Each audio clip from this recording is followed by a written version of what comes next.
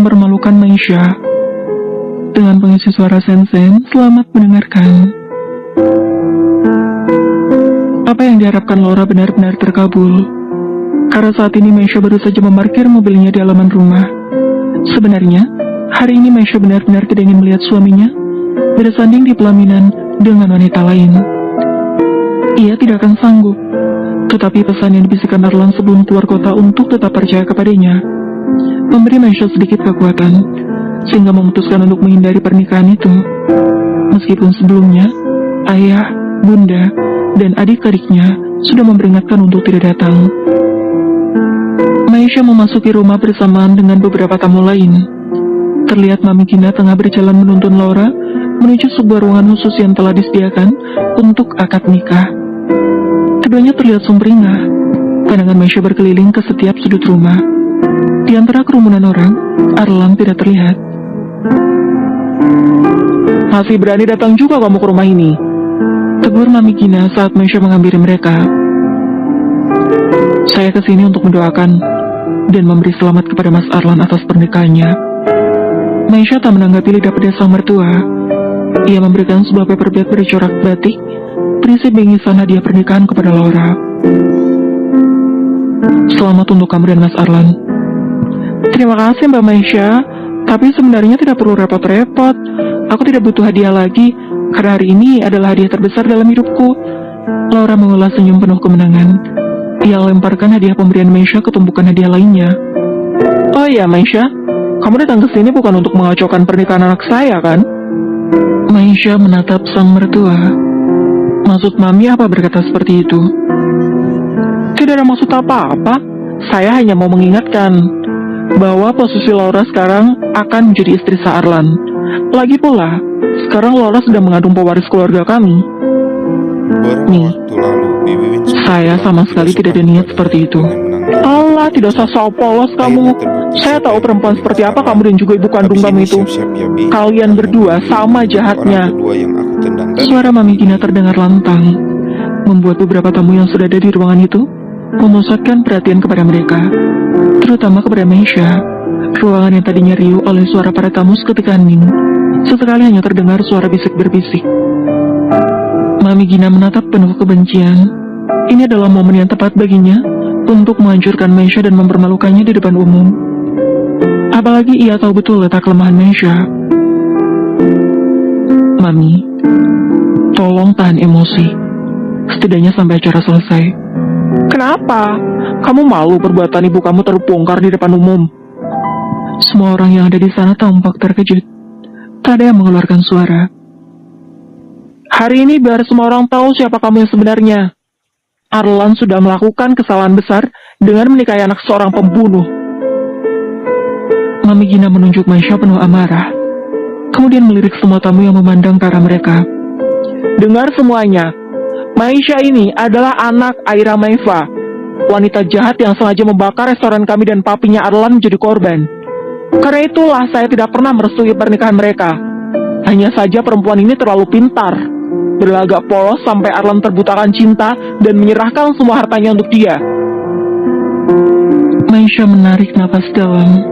Hatinya serasa diremas mendengar barisan kalimat menyakitkan itu.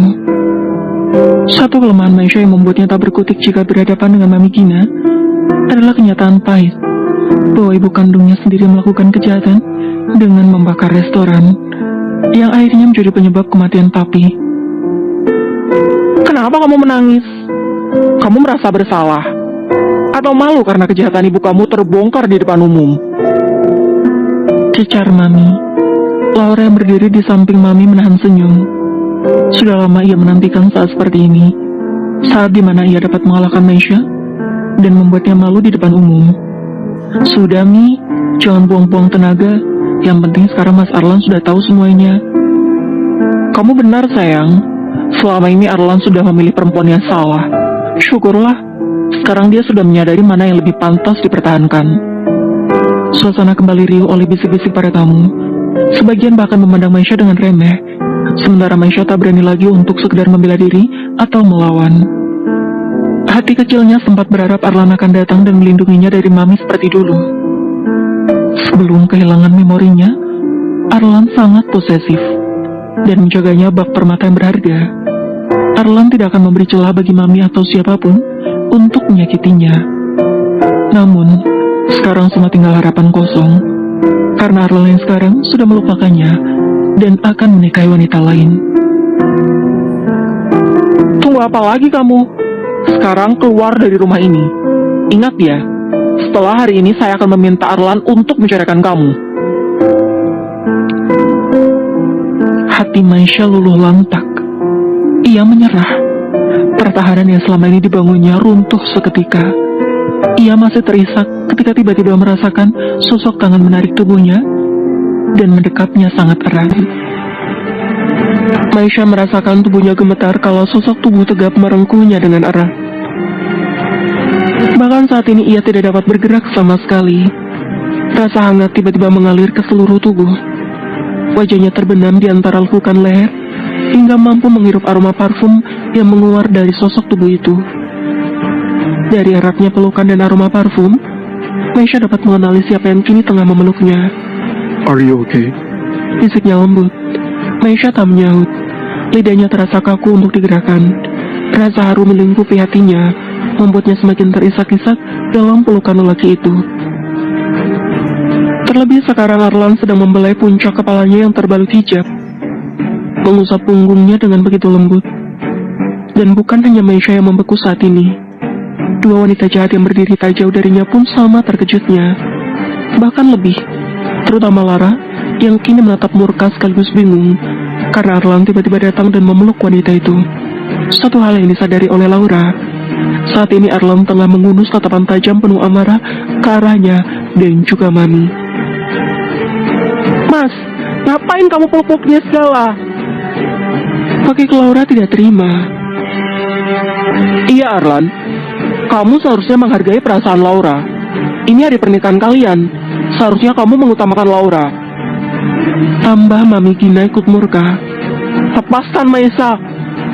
Dia itu hanya perempuan jahat yang sudah memanfaatkan kamu. Arlan menghela napas kasar. Maisha dapat merasakan hangatnya hembusan napas suaminya itu. Sebab Arlan tak juga melepas pelukannya.